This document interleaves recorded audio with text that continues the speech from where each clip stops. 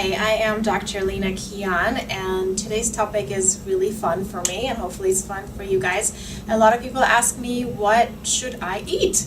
And unfortunately, the standard American diet is bread and probably more carbs and more sugar and everything packaged. And so hopefully this provides you a nice shopping list. I call these power foods because they all serve a purpose, and I'm going to go by groups and go over what foods should be in your fridge.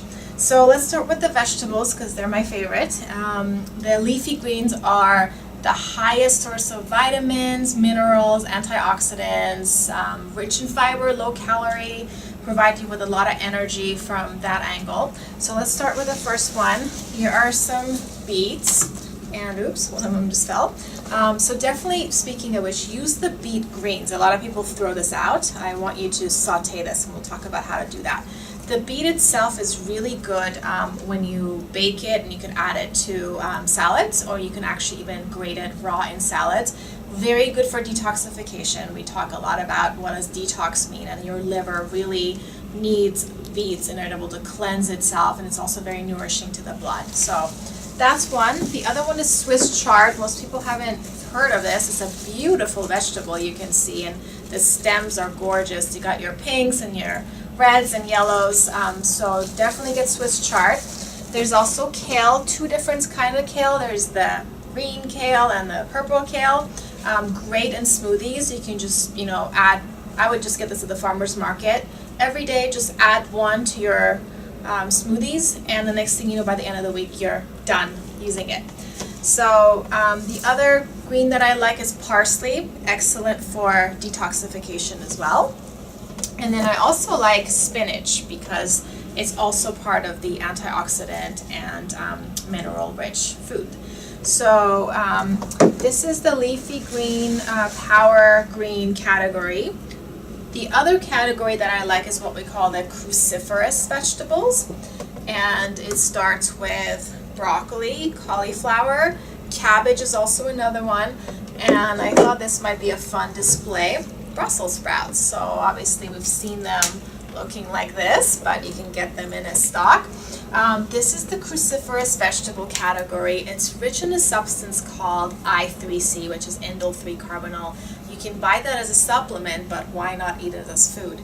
And indole 3-carbinol helps your body metabolize estrogens, and a lot of the estrogen metabolism problems have been linked to certain cancers. So it can lower the rate of certain cancers, whether it's uterine cancer, cervical cancer, various cancers has been lowered because of that colorectal.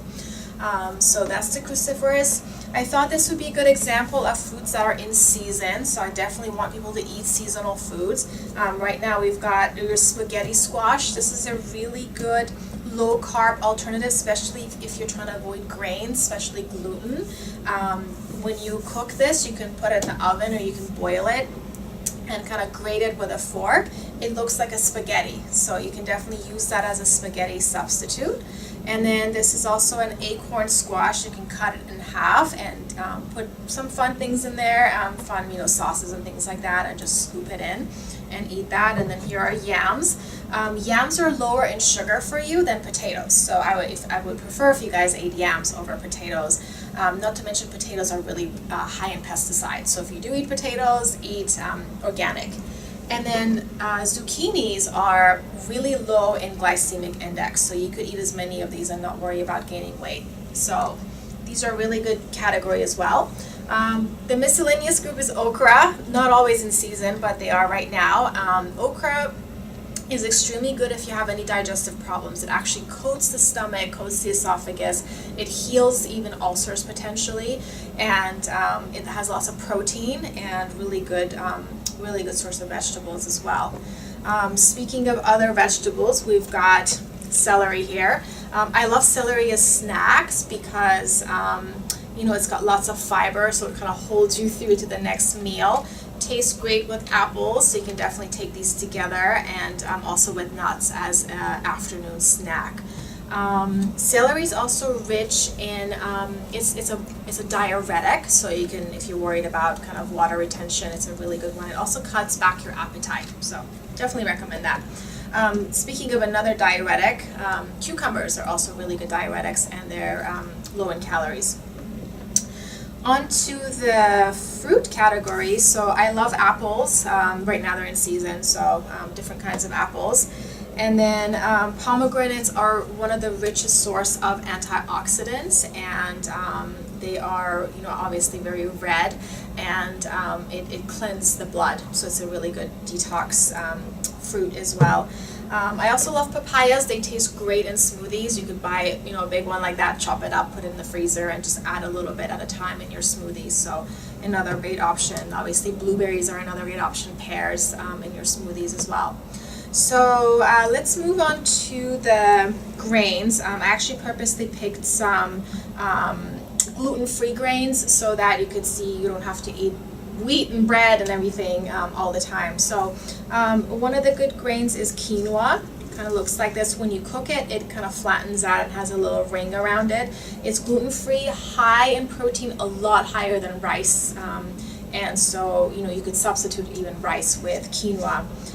A good breakfast option is oatmeal, and I like oatmeal because a lot of, unfortunately, our breakfast cereals have a ton of sugar. So one of the rules of thumb that I recommend is don't eat any cereal that has more than 6 grams of sugar per serving, and obviously oatmeal has none. So you could make this more fun by adding some nuts. You could add some fruit, you could add cinnamon, make it as exciting as you like, but this is a good cereal base.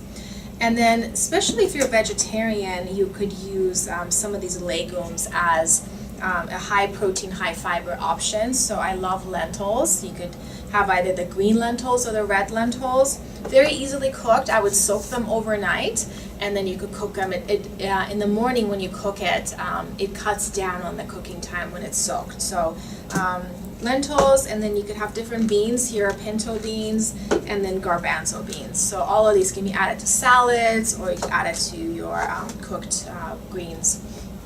Last two items that I want to talk about are your essential fatty acids. Here are some examples of nuts.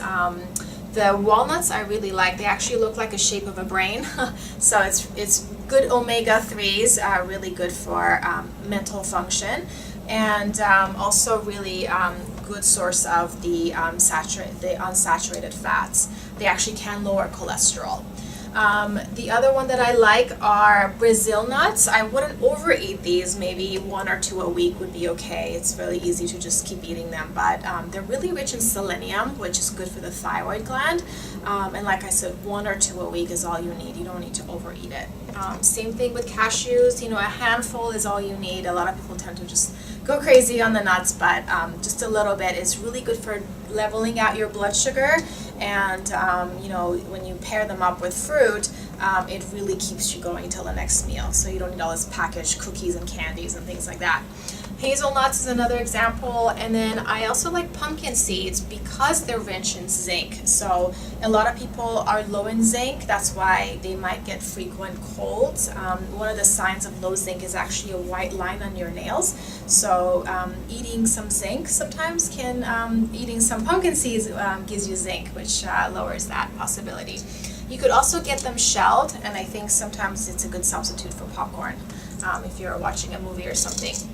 Lastly, I want to talk about things you could use as your base when you are sauteing food. So what I personally love using is I like to chop different kinds of onion, garlic, and ginger, and then in some olive oil or coconut oil, and then use turmeric to kind of make it nice and yellow. Turmeric is very good for so many health conditions. It detoxifies the blood, and it's anti-inflammatory. So when you kind of get your base going, then you could add your leafy green vegetables, or your broccoli, or your whatever greens you like, your okra. So and lastly, somehow I'm ending up with our good old avocados. I love avocados because they're good fats, and you need some fat to be able to absorb fats, soluble vitamins like vitamin K, vitamin D and vitamin A. So you could definitely chop this up, add it to salads, you could add it to your smoothies, it could definitely be a good snack as well. Alongside other good fats are flax seeds, and make sure you have ground flax seeds instead of whole because it doesn't absorb. And again, you could add this to your oatmeal, or you could sprinkle it on salad. I wouldn't cook with this, but it could definitely be in addition to your breakfast cereals. So that's basically hopefully a good shopping list for you guys, and if you have more questions, you can definitely contact the office.